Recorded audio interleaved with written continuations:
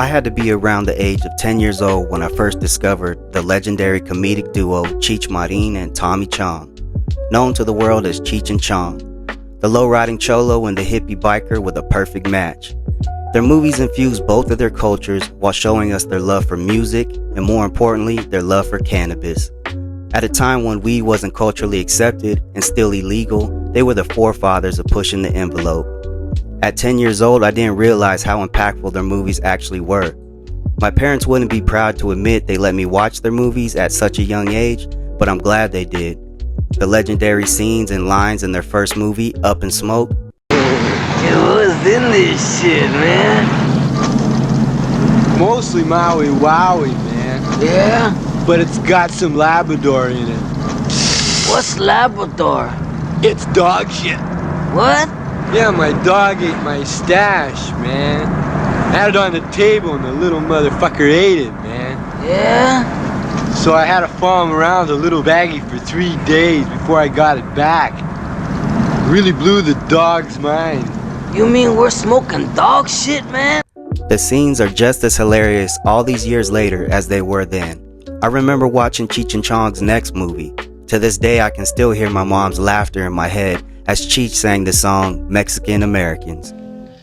Mexican Americans don't like to just get into gang fights. They like flowers and music and white girls named Debbie too.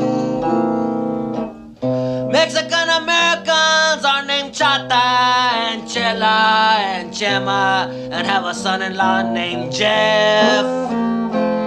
Mexican Americans don't like to get up early in the morning, but they have to, so they do it real slow.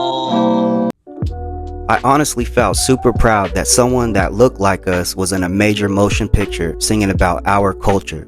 It truly did inspire me in that moment. Chong reminded me of my rock and roll Uncle Weddle in a lot of ways also. Flash forward to 2022 and Cheech opens an art museum 20 minutes from my house.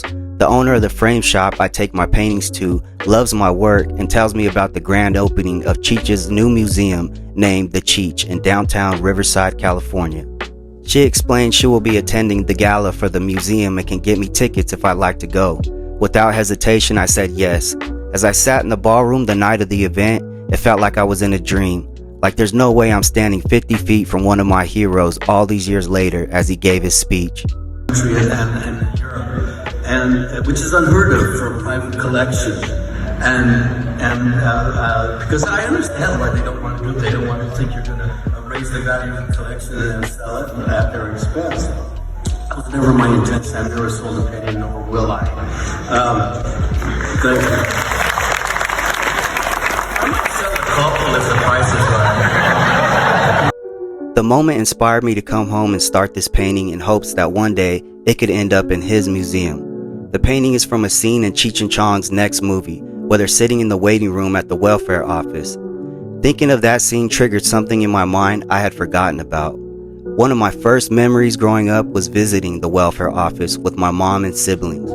The place would be packed, and in my little mind it seemed we waited for hours to be helped.